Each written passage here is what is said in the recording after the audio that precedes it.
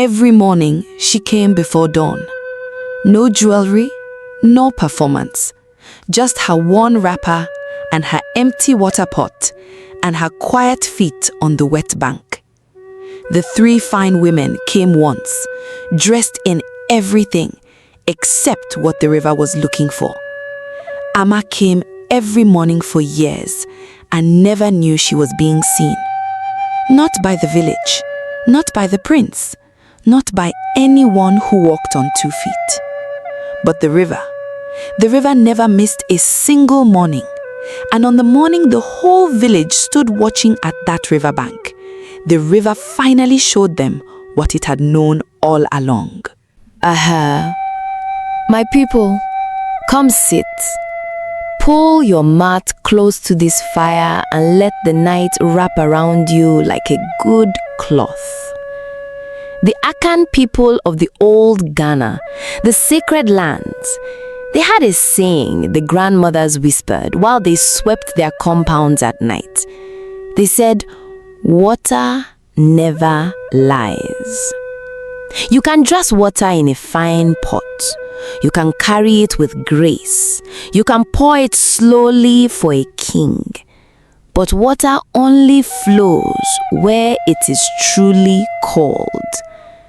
Tonight, I am telling you about a river that saw what human eyes refused to see. 3 women came to that river dressed in everything: fine cloth, heavy gold, powerful family names. But the river looked past all of it and found one woman who had nothing. Nothing except everything that actually matters. Chai. The most painful part of this story is not what happened at the riverbank. It is everything that happened before it. The years of waking up invisible. The years of serving people faithfully who never once looked at your face. That is the part that will stay with you long after this fire goes cold. Before I go deeper into this story, my people, this story has one moment inside it that will stop your breath completely. And it only comes at the very end. If you have not yet subscribed to this fire, do it now. Click that subscribe button down there and make this fire permanently yours, because the night is long and the best is still coming. Let me tell you who Amma was before the river told the world. Amma was a maid in the palace compound.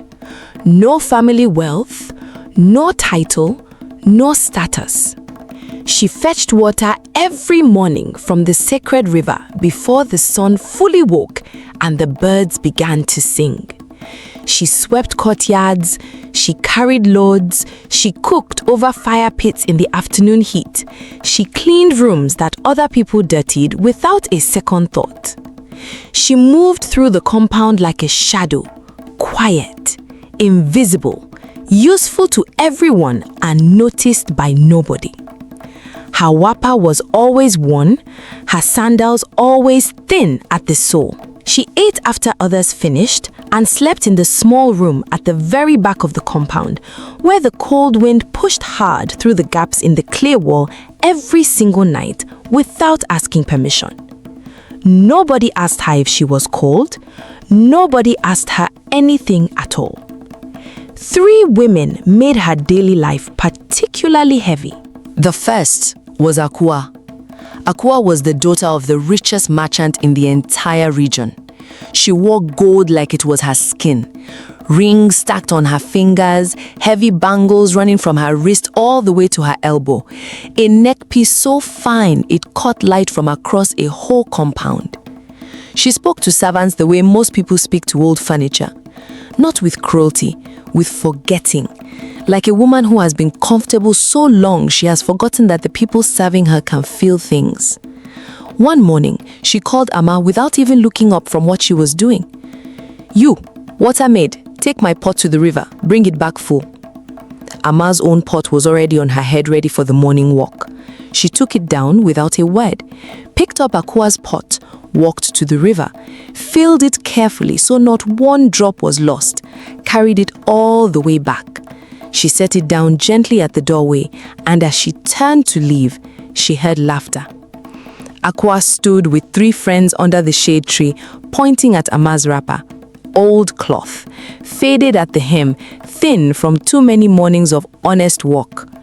Chai, Akwa said slowly. Even her cloth is tired of her. Amma kept walking. She had learned long ago that looking back cost energy she could not afford. The second was Efwa. Efwa was the chief advisor's daughter, educated, sharp. She used her education the way some people use a good stick, to remind others exactly where they stand and where she stands above them. One afternoon, Amma had just finished cleaning a room in the inner compound, swept floor, wiped every surface carefully, every item arranged neatly in its proper place. She was stepping out through the doorway when Efwa's voice caught her. "Come back, redo this."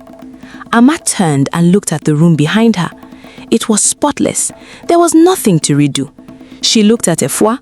Efwa was standing with 2 well-dressed guests from the merchant quarter, watching quietly from the doorway. Amma understood immediately. This was not about the room. The room was perfectly fine. This was about the watching. Efwa wanted her maid to see that she had a maid who came when called and obeyed without a single question. She went back inside, reswept a floor that did not need sweeping, rewiped surfaces already clean. Then she walked back out quietly, without a single word. The third was Abena. Abena was the landowner's daughter, loud in the way of people who have never once been told to lower their voice and mean it.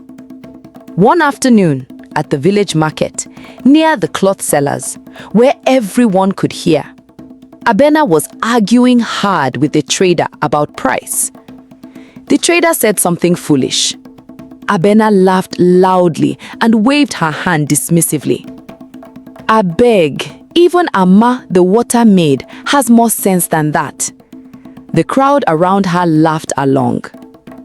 Amma was standing 2 stalls away with her water pot balanced on her head, close enough to hear every single word without straining.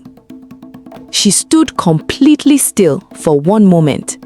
Then she adjusted her pot and kept walking. 3 women. 3 ways of making one person feel like nothing. And Amma carried all of it. Every morning before dawn. Every morning to the river. Every morning back. She did not carry bitterness the way some people carry water, sloshing and spilling and making noise about how heavy the load is. She just kept going. Then the king made his announcement. The royal selection ceremony is coming. Prince Kwame will take a bride. The sacred clay pot, sitting on its stone at the riverbank since before your grandfather's grandfather, must be carried to the palace by the goddess's chosen bride. The village erupted. Akwa called for new cloth immediately. Efwa sent for her finest jewelry. Abena began practicing her walk, the walk of a woman who believes she has already won. Amma heard the announcement from across the compound. She thought about it for one moment. Then she picked up her water pot and went back to work. It did not concern her. The morning of the ceremony arrived. 3 women dressed magnificently at the path to the riverbank. Families gathered and proud, the whole village watching. And Amma was at the river before dawn, the way she was every morning, filling her water pot from the same water she had filled it from for years. She did not know this was the last ordinary morning of her life. The village elder stood beside the ancient clay pot on its stone. He spoke slowly. "This pot has sat here since the goddess placed it. It burns what is not true. It pours gold for what is. He stepped back. Let the ceremony begin. Akwa went first. She walked to that pot the way she walked everywhere, like the ground was honored by her feet. Her family cheered. She reached down with her right hand. It burned her instantly. She gasped, tried with her left, same burn. She stepped back with her chin still raised, performing composure, but her singed fingers were visible to everyone. Her family went quiet. Ifwa went second. She had watched Akwa carefully. Ifwa always had a strategy. She wrapped fine cloth around her hand and reached for the pot. It burned straight through the cloth instantly. Ifwa stumbled backward into the shallow river edge, and the elaborate hair arrangement she had spent 3 hours building that morning collapsed completely into her face. The village struggled to maintain respect. They failed, quietly. Abena went third. She decided force was the answer. She grabbed with both hands at exactly the same moment. The instant she touched the pot, her wrapper knot released completely at the waist. She grabbed her cloth, dropped the pot, backed into her family circle. They surrounded her with extra fabric. 3 attempts, 3 failures, 3 women undone. The pot sat unmoved on its stone. The silence pressed on every chest. Hey, my people. You know how in the village, the closest family sit nearest to the fire? That is what our join family is. If your heart leads you, click that join button beside the subscribe button down there. Those who join get to hear Aduni's next story before the rest of the village even knows it is coming. And sometimes I share special stories only for our close family that nobody outside will ever hear. No pressure at all, but if you want a seat closer to this fire, the door is open. Now, this is the moment. Amma had been standing at the very edge of the crowd the whole time. She came to fetch water, that is all.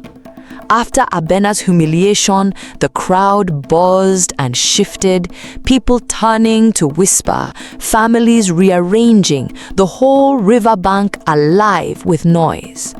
Amma began moving back through them quietly, her empty water pot under her arm, her eyes on the path back to the compound, and her foot caught a root near the riverbank.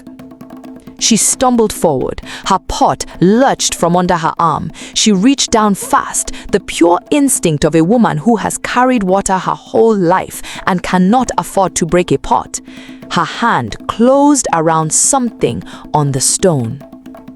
She stood back up, settled it against her side, shifted the weight in her hands the way she shifted her water pot every morning of her life. And then something warm moved through her palms. She looked down. The pot in her hands was not hers, darker, older, and from its open mouth, gold.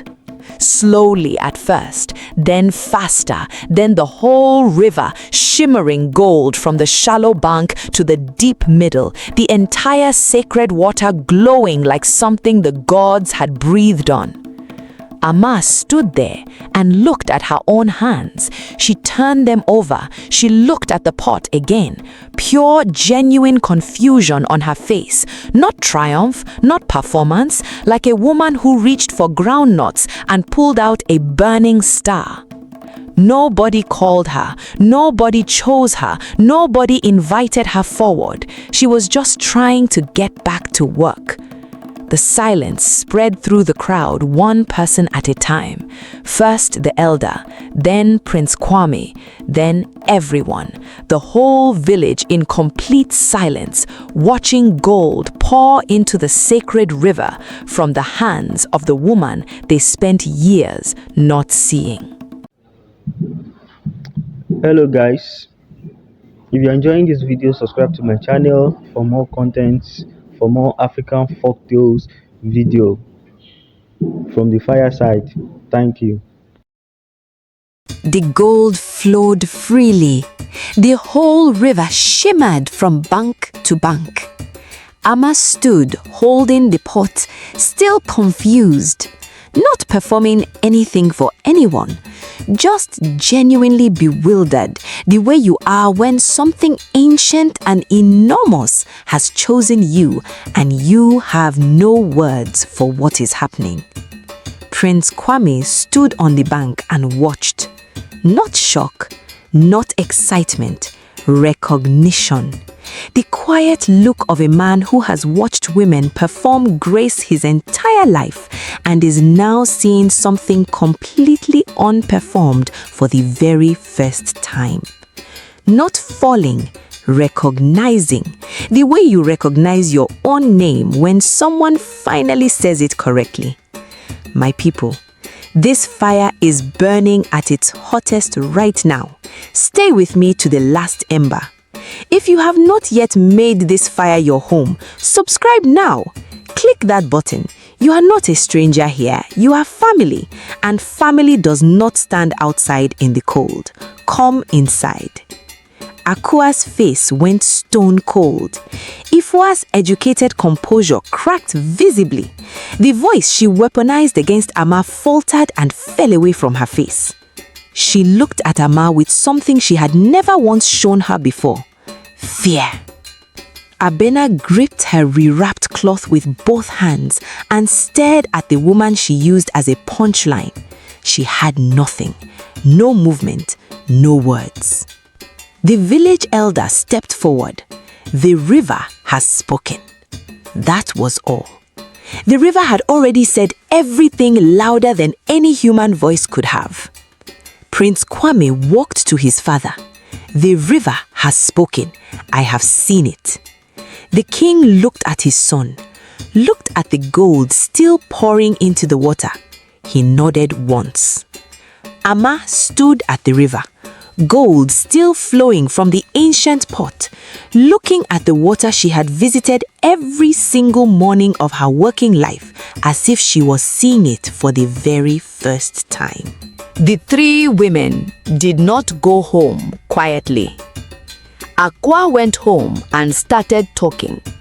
By evening, she had told 3 compounds that Amma used dark medicine at the riverbank, that no ordinary woman from nothing could hold that pot.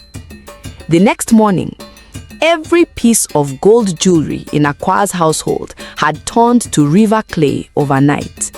Her earrings, her bangles, her neck piece, clay. And her father's trading goods, the goods he had spent years building his wealth from, worthless by morning. Market. The village connected it immediately. Akwa said nothing. There was nothing left to say. Efua went to the village elder and presented her argument carefully. She said the tradition was never designed for servants, that Amma's selection was an irregularity, that the ceremony should restart with proper candidates. She used her full educated voice. The elder looked at her for a long moment. Then he turned and walked away without a single word. That evening, Efua's voice left her completely. Not sickness, not pain, just silence. 3 full days, she weaponized her voice. The river collected it. Abena waited until the village was asleep. She walked alone to the riverbank in the dark and grabbed the ancient pot with both hands. She pulled. Nothing. She pushed. Nothing. She tried from every side for a full hour in the darkness. That pot did not move 1 inch from its stone. She walked home and told no one. But she knew, and the river always knows. The night before Amma's presentation, 3 women sat separately in their compounds. Akua with clay where her gold used to shine. Efua opening and closing a silent mouth in an empty room.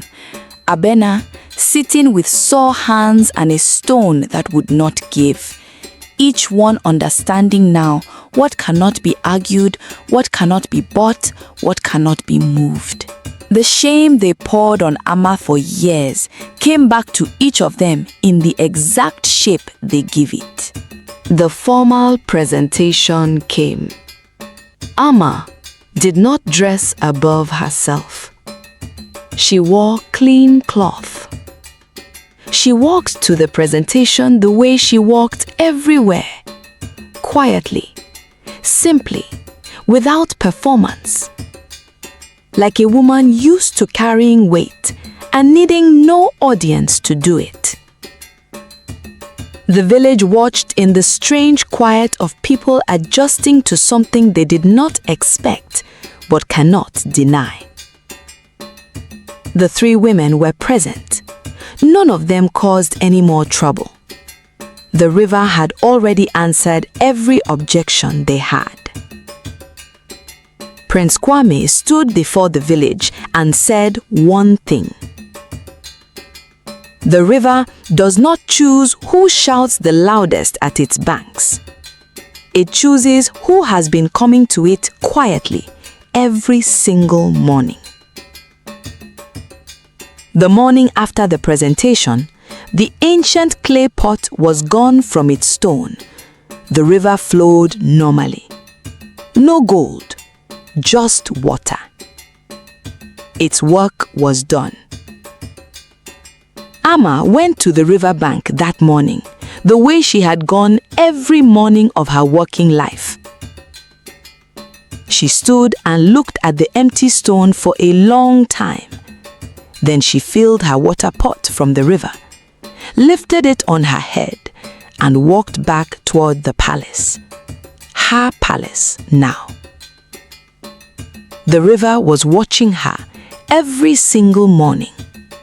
Every morning she came before the village awoke. Every morning she filled her pot in the dark and walked back on quiet feet. Every morning when not one person was watching, the river was watching. It always was. It was simply waiting for the morning she would need to be seen. My people, the river does not care about your cloth or your family name or how loudly you announced yourself at its banks or how many people stood behind you cheering your name. It only knows your hands, what they have carried, what they have done quietly when nobody was watching and nobody was going to clap for you. The ones who shamed Amma did not lose because of Amma, they lost because of themselves. Chai, that is always how it goes. What are you carrying quietly every single morning that the whole world has not yet noticed? My fireside family, thank you for sitting with me at this fire tonight. You warmed it simply by being here. If this story moved something inside you, leave me a comment and tell me what Amma made you feel. Like this video, share it with someone who needs to hear it. And if this fire is not yet yours, subscribe now and make it yours.